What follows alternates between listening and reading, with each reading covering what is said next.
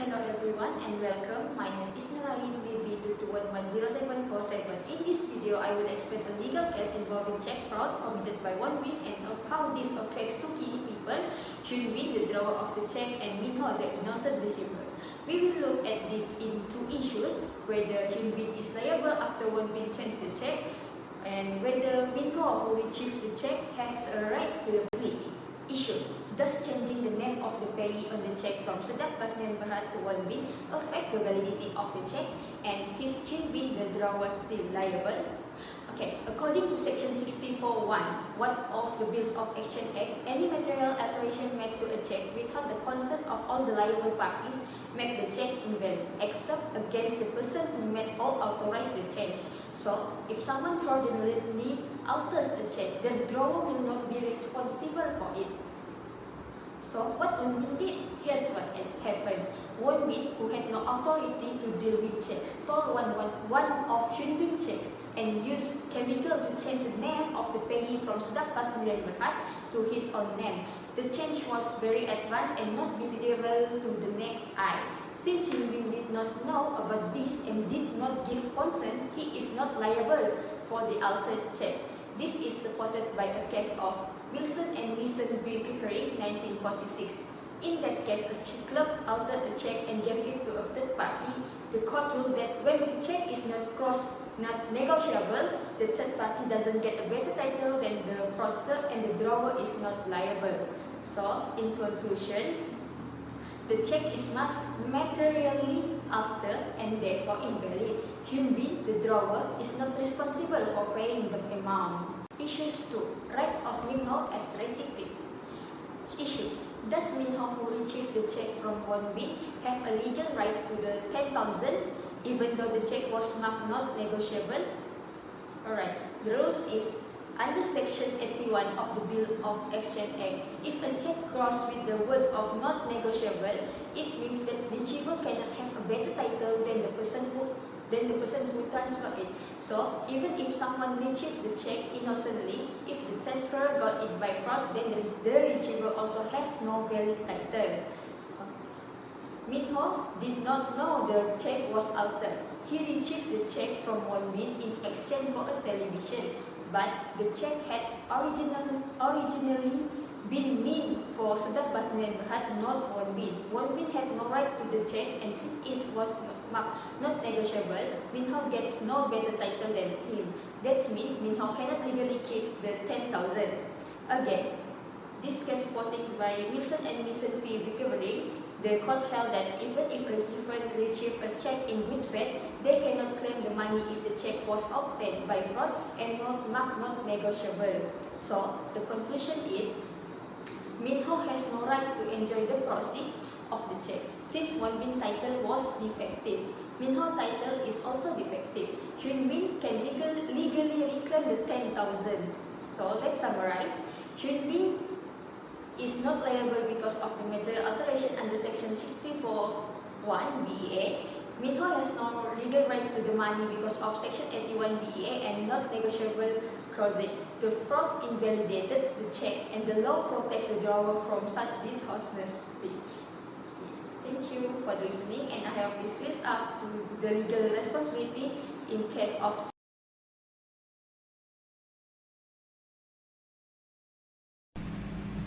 Issue 3 is whether Rupa Bank is liable for paying check with a forked drawer signature by an authorized person, Wonbin. The rule is Section 34 of the Bill of Exchange Act 1949 states, a signature on a bill or note is wholly inoperative if it is forked or signed without authority. Any bank that pays a forked check acts without mandate and is liable to the account holder. The bank has to put it in reasonable effort to check the signature. Application for this issue is, in this case, the bank cashed checks that were forked by an employee of the firm. The Privy Council stressed that the bank has to ensure the authenticity of signature and cannot mindlessly process the check. It was held that a bank cannot seek relief by ascribing responsibility on the customer unless there is a gross negligence on the part of the customer. In the case of Rupa Bank, the fake check was presented by Won Bin, and Mr. Lazi, a bank officer, admitted he was suspicious of the signature but proceeded to cash it. This clearly demonstrates negligence in a similar case as the bank fell in case United Asian Bank v. Tyson Hung 1993, where bank liable for paying on fake check. Conclusion for this issue is Rupa Bank is liable for honoring a check with a fake signature because it acted without the authority of Hyun Bin and breached its duty of care.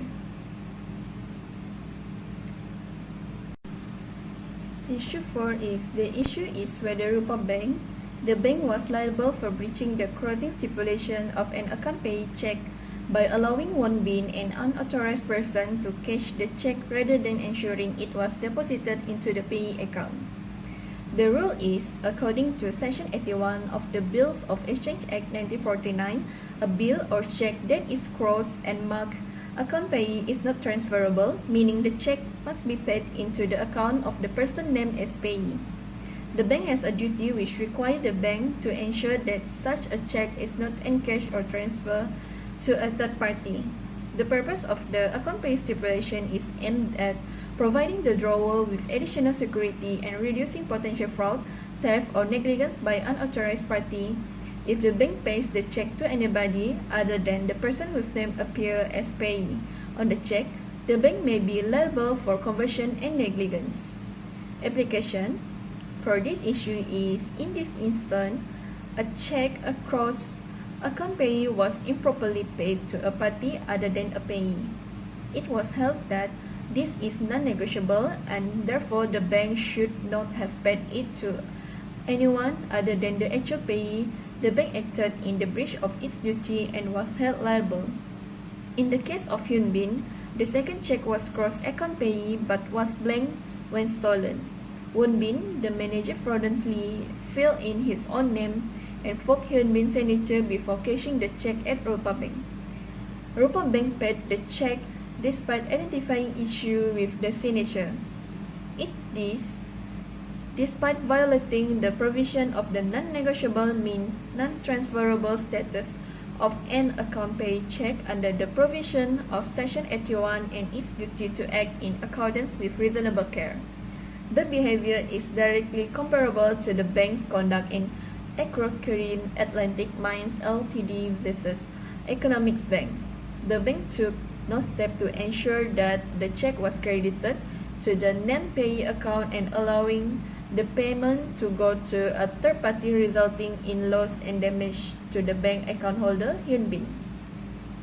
Conclusion for this issue is, as Rupa Bank had permitted a non-transferable account payee check to be encashed by an authorized individual, the bank was liable for breaching Section 81 of the Bill of Exchange Act.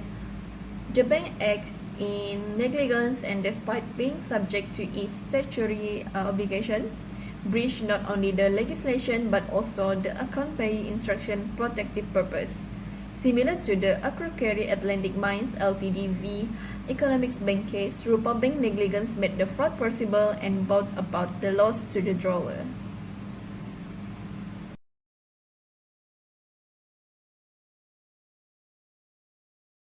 The first issue in this scenario is whether Rupa Bank is liable in negligence for collecting a stolen and fraudulently altered check which was deposited by Robert without verifying his identity. Under Section 85(1) of the Bills of Exchange Act 1949, a collecting bank is protected from liability only if it acts in good faith and without negligence.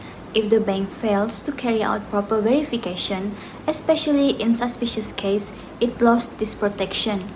In this case, Robert had changed the payee name on the check from Roberto to Robert and deposited it into a newly opened account. Rupa Bank did not verify his identity, nor did it investigate the legitimacy of the check. This failure shows clear negligence as highlighted in two real Malaysian cases, Mashudan Kamar and Ors vs Bank Islam Malaysia Berhad 2023 and Malayan Banking Berhad vs Tan Sok P and Ors 2018. In these both cases, the banks were held liable because they failed to carry out proper due diligence. So, in this situation, Rupa Bank is liable to Roberto, the true payee, and cannot rely on statutory protection under Section 85(1) of the Act. Okay, the next issue is whether changing the name Roberto to Robert by scratching out one letter amounts to a material alternation that invalidates the check. According to Section 64(1) and 2 of the Bills of Exchange Act 1949, any unauthorized material change, including the payee's name, renders the check void unless the withdrawer gives consent. In this scenario, Robert removed the letter O from the payee's name without Roberto's knowledge or permission. That is considered a material alteration under the law. The case of Eng Huat vs. Arab Malaysian Finance, Berhad 1991, it confirms that when a check is materially altered without the drawer's approval, it becomes inoperative and banks have the right and duty not to process it. Alright, the last issue for this scenario is whether Ms. Jana, a staff member at Rupa Bank, acted negligently when she opened a current account for Robert and allowed him to deposit the altered check. Again, under Section 85, Bills of Exchange 1949 of the same Act, a bank can only claim protection if it did not act negligently. In banking, it is standard practice, especially under KYC, which means like know your customer policies, to verify the identity of all new customer. This is even more important when a new customer tries to deposit a large amount like 20,000. But in this case, Ms. Chana did not verify Robert's identity or investigate the source of funds. She simply opened the account and allowed the check to be deposited. That clearly goes against accepted banking practices and shows a failure to conduct basic due diligence. Therefore, Rupa Bank is also liable for professional negligence in account handling. So, to summarize this scenario 3, Rupa Bank is liable under Issue 5 for collecting a fraudulent check without verifying identity. The check itself also was materially altered under Issue 6, which made it void. And under Issue 7, Ms. Jana's failure to verify Robert during the account opening process constitute negligence. Because of these failures, Rupa Bank loses its statutory protection under Section 85(1) Bills of Exchange 1949 and is legally responsible to Roberto, the true payee of the check. That's all from me. Thank you.